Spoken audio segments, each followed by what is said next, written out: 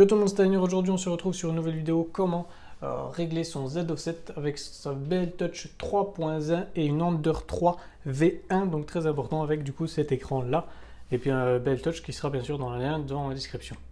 Donc je vous ai déjà montré une première vidéo comment du coup faire les branchements électriques sur la carte mère, donc vous l'aurez en fiche en haut à droite, donc allez cliquer dessus pour faire les branchements comme il faut. Vous aurez du coup une deuxième vidéo comment configurer votre Marlin, donc tout sera déjà fait, vous n'aurez plus qu'à avoir le fichier WinRAR qui sera dans ma description de la vidéo adéquate. Et là maintenant on va régler au Z offset qui est une partie un peu plus compliquée, une partie sur laquelle j'ai pris du temps à comprendre comment que ça fonctionnait et tout ça, donc voilà, c'est vraiment des parties très importantes. Il faudra du coup sur l'imprimante faire le préchauffage de votre buse, de votre plateau, donc aux températures d'impression. Donc j'imprime à 195 degrés pour ma buse et 60 degrés pour mon plateau. Une fois que ça c'est fait, vous enlevez le filament qu'il y a dans votre extrudeur. Donc vous enlevez complètement le filament, vous coupez le petit bout, comme ça vous êtes prêt après à remettre votre filament correctement. C'est pour éviter d'avoir des résidus en dessous, au niveau de la buse, qui coule à chaque fois, et puis pour du coup améliorer la précision de votre réglage du Z offset. Donc une fois les températures faites, il faudra faire brancher votre ordinateur ou votre Raspberry Pi via Octoprint ou via Printerface, il me semble, ou Cura, je sais plus, je sais pas s'il fait, donc en USB, pour pouvoir envoyer des lignes de commande. Si vous ne pouvez pas faire ça, je ne vais pas pouvoir vous aider, c'est la seule façon fonctionnelle à 100% que j'ai réussi à avoir. Donc je vais vous expliquer ma manœuvre, après à vous de tester si ça marche. Moi actuellement ça marche, j'ai pu le faire plusieurs fois sans aucun souci, j'ai dû peut-être le refaire 2 fois pour approfondir mon réglage du Z offset. Donc la première fois pour avoir une mesure, la deuxième fois pour régler, pour appeaufiner mon réglage. Il va vous falloir aussi du coup une feuille de papier très fin, donc une feuille de papier classique, que ce soit ce que vous voulez, du moment que vous pouvez racler en dessous, comme si vous réglez votre plateau. Donc il faudra, une fois branché du coup pour envoyer les lignes de commande, faire un G28. Donc ça c'est la mise à l'origine des axes de l'imprimante. Donc après un M851Z0 pour initialiser le décalage en Z. Donc remise à 0 du Z offset s'il y en avait déjà un de configuré parce que vous n'y aurez pas réussi. Et une fois que ça c'est fait, on fait un M500 pour stocker ce réglage en EEPROM. Vous aurez bien sûr ces commandes dans la description ou sur un format texte pour que vous puissiez le recopier et puis le faire parfaitement.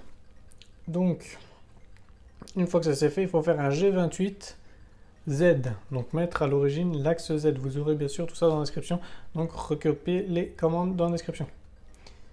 Donc après un G1F60Z0 pour déplacer la buse au 0 du Z.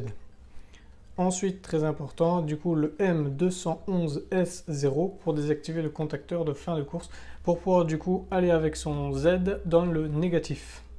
Donc si vous ne le faites pas, des fois ça, si vous êtes, selon comment il réglez votre plateau et tout ça, vous n'aurez pas besoin de descendre dans le négatif et vous n'aurez pas de problème. Moi j'étais obligé de descendre dans le négatif de pas beaucoup, de 1 mm je crois, donc c'est suffisant pour ça, donc il faut vraiment le faire.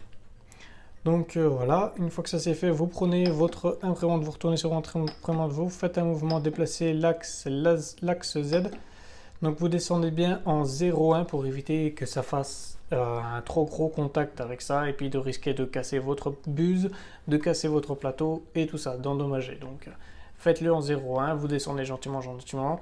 Une fois que ça frotte légèrement votre papier, vous faites un déplacement mais en 0,025 mm.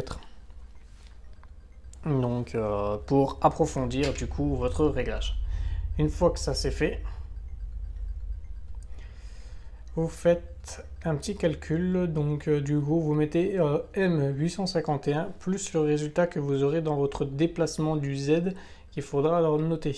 Donc M851Z et puis plus loin du coup le résultat de votre décalage en Z, donc moins par exemple 1,50, c'est un exemple. Une fois que ça c'est fait, du coup il faut faire un M211S1 pour réactiver les limites de contacteur de fin de course, du coup pour que vous puissiez pas redescendre manuellement en négatif. Et une fois que ça c'est fait, du coup il faut faire un M500 pour sauvegarder ce réglage dans le PROM. Et après on peut faire du coup M503 pour vérifier que tout a bien été pris en compte. Et puis après, c'est à vous de refaire la manipulation si besoin pour approfondir encore plus votre réglage du Z-offset. Moi personnellement, je l'ai fait j'ai déjà imprimé 4 impressions et j'ai eu aucun souci. D'ailleurs, une de mes dernières impressions, c'était celle-ci. Donc voilà, on peut voir ça. Je l'ai collé du coup comme ça, c'était posé comme ça. Donc là, pas de sous-extrusion. Enfin voilà, c'est vraiment parfait. J'ai rien à dire, je sais pas si vous verrez bien, mais là des petits points, et c'est du coup le marquage du plateau. Donc moi, à l'occurrence, ça me gêne pas. Il faudrait peut-être que j'augmente un petit peu mon Z-offset, excusez-moi, que j'augmente un petit peu mon Z-offset pour ne plus avoir le petit dessin là. Mais en tout cas, mes premières couches ont très bien adhéré, donc là, aucun souci là-dessus. C'est même d'ailleurs parfait par rapport à avant. Et après, voilà, hein, plus qu'à s'amuser à imprimer, de régler, de faire bien ça. Après, du coup, une fois que vous avez tout fini, de remettre votre filament dans votre extrudeur, le refaire passer et puis en extraire un petit peu pour que ce soit bon. Après, tester de faire des origines auto. Donc, origine auto, c'est l'auto. Du coup, de faire du niveau du lit pour qu'il fasse ses palpations, donc les 9 palpations de base sur le plateau. Donc ici. Donc voilà. C'est tout ce que j'ai à dire pour cette vidéo. J'espère que vous aurez compris. J'espère que du coup les commandes fonctionneront chez vous. En tout cas, moi, ça a fonctionné sans problème. Je n'ai rien à redire là-dessus. Et du coup, comme je vous l'ai montré, mes impressions maintenant sont parfaites. J'ai d'ailleurs pris ce plateau pour, une fois que le plateau est froid, je prends la pièce comme si elle était juste posée dessus et je n'ai pas de problème. Donc voilà, ciao ciao et à plus pour la prochaine vidéo.